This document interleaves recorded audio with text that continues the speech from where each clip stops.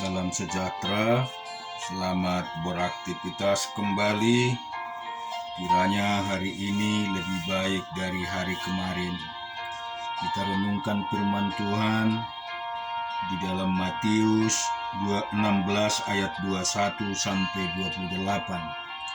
Sejak waktu itu Yesus mulai menyatakan kepada murid-muridnya bahwa ia harus pergi ke Yerusalem dan menanggung banyak penderitaan dari pihak tua-tua imam-imam kepala dan ahli-ahli Taurat, lalu dibunuh dan dibangkitkan pada hari ketiga. Tetapi Petrus menarik Yesus ke samping dan menegur dia. Katanya, "Tuhan, kiranya Allah menjauhkan hal itu. Hal itu sekali-kali takkan menimpa engkau."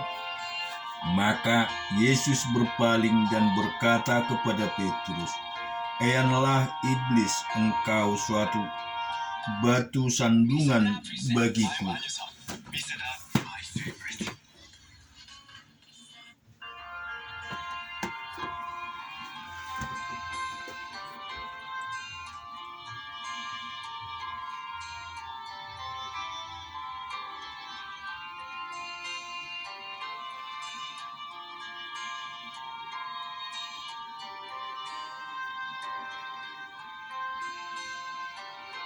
"Eyanlah iblis, engkau suatu batu sandungan bagiku, sebab engkau bukan memikirkan apa yang dipikirkan Allah, melainkan apa yang dipikirkan manusia." Lalu Yesus berkata kepada murid-muridnya, "Setiap orang yang mau mengikut aku, ia harus menyangkal dirinya, memikul salibnya, dan mengikut aku. Karena barang siapa mau menyelamatkan nyawanya, ia akan kehilangan nyawanya. Tetapi barang siapa kehilangan nyawanya karena aku, ia akan memperolehnya. Apa gunanya seorang memperoleh seluruh dunia, tetapi kehilangan nyawanya? Dan apakah yang dapat diberikannya segala ganti nyawanya? Sebab Anak Manusia akan datang dalam kemuliaan Bapanya, diiringi malaikat-malaikatnya. Pada waktu itu ia akan membalas setiap orang menurut perbuatannya. Aku berkata kepadamu, sesungguhnya di antara orang yang hadir di sini, ada yang tidak akan mati sebelum mereka melihat Anak Manusia datang sebagai Raja dalam kerajaannya." Ayub 26 ayat 1 sampai 14. Tetapi Ayub menjawab, "Alangkah baiknya bantuanmu kepada yang tidak kuat dan pertolonganmu kepada lengan yang tidak berdaya. Alangkah baiknya nasihatmu kepada orang yang tidak mempunyai hikmat dan pengertian yang kau ajarkan dengan limpahannya. Atas anjuran siapakah engkau mengucapkan perkataan-perkataanku? Dan gagasan siapakah yang kau nyatakan? Roh-roh di bawah menggelentar, demikian juga air dan penghuninya. Dunia orang mati terbuka di hadapan Allah. Tempat kebinasaan pun tidak ada tutupnya. Allah membentangkan utara di atas kekosongan dan menggantungkan bumi pada kehampaan. Ia membungkus air di dalam awannya, namun awan itu tidak robek. Ia menutupi pemandangan tahtanya, melingkupinya dengan awannya. Ia telah menarik garis pada permukaan air sampai ujung perbatasan antara terang dan gelap. Tiang-tiang langit bergoyang-goyang, tercengang-cengang oleh hardiknya. Ia telah meneduhkan laut dengan kuasanya dan meremukkan Rahab dengan kebijaksanaannya. Oleh napasnya langit menjadi cerah, tangannya menembus ular yang tangkas. Sesungguhnya semuanya itu hanya ujung-ujungnya jalannya. Betapa lembutnya bisikan yang kita dengar daripadanya. Siapa dapat memahami guntur kuasanya? Kita lihat di Hakim-Hakim 18 ayat 11 sampai dengan 20.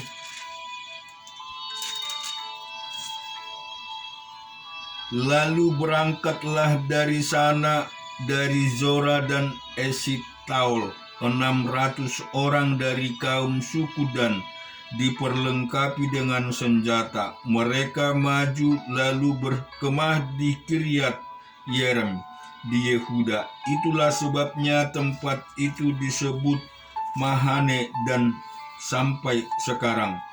Letaknya di sebelah barat Kiryat Yearim. Dan dari sana mereka bergerak terus ke pegunungan Efraim dan sampai di rumah Mika.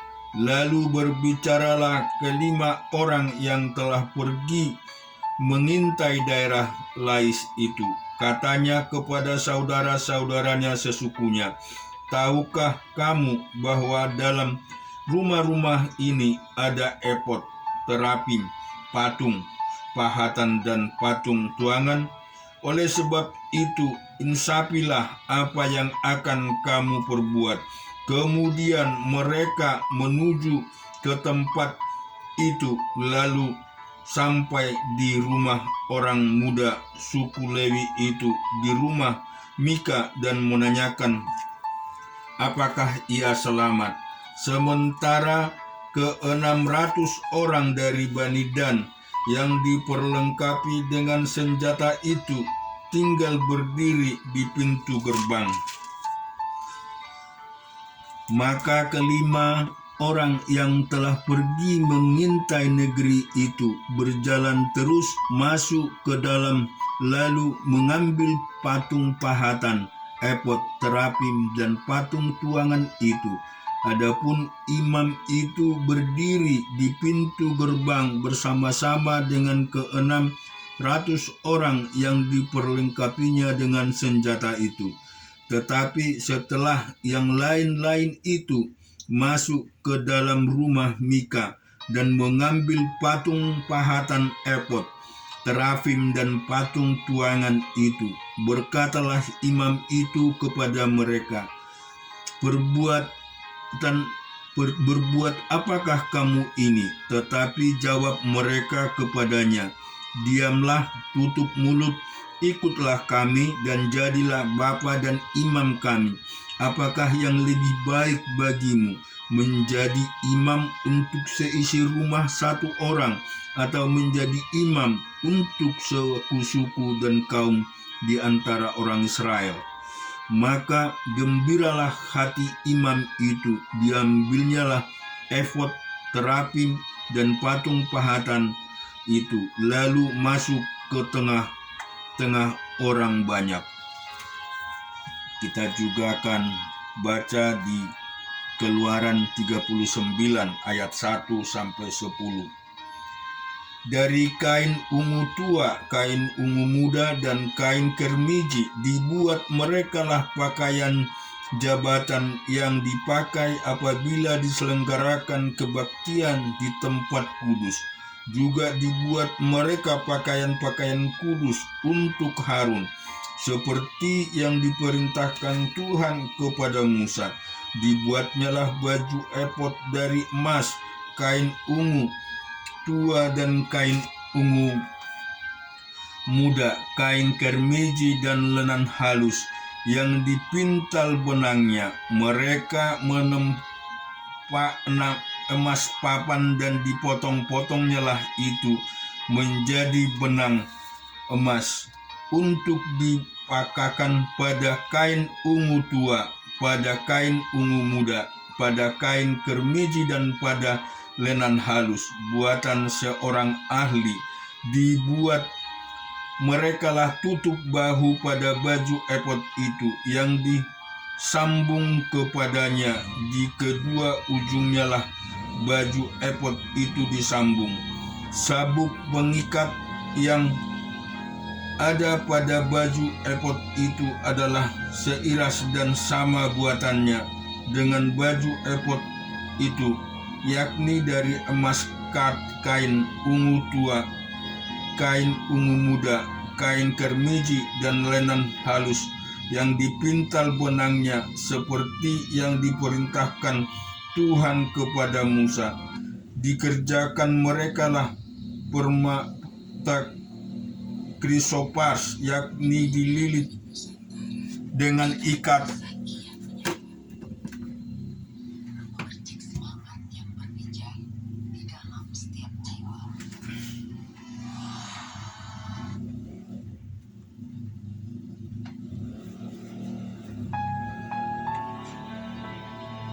permata kripos, yakni dililit dengan ikat emas. Diukir padanya nama para anak Israel yang diukirnya seperti meterai. Ditaruhnyalah itu pada kedua tutup bahu baju efod sebagai permata peringatan untuk mengingat orang Israel, seperti yang diperintahkan Tuhan kepada Musa. Dibuatnyalah tutup dada buat seorang ahli buatannya, sama dengan baju efod, yakni dari emas, kain ungu tua, kain ungu muda, kain kermiji, dan lenan halus yang dipintal benangnya. 4 persegi dibuatnya itu, lipat 2 dibuat mereka tutup dada itu sejengkal panjangnya dan sejengkal lebarnya. Ditatah merekalah itu dengan 4 jajar permata yaspis merah, krisolit, malakit. Itulah jajar yang pertama. Amin. Tuhan memberkati kita semua. Terima kasih.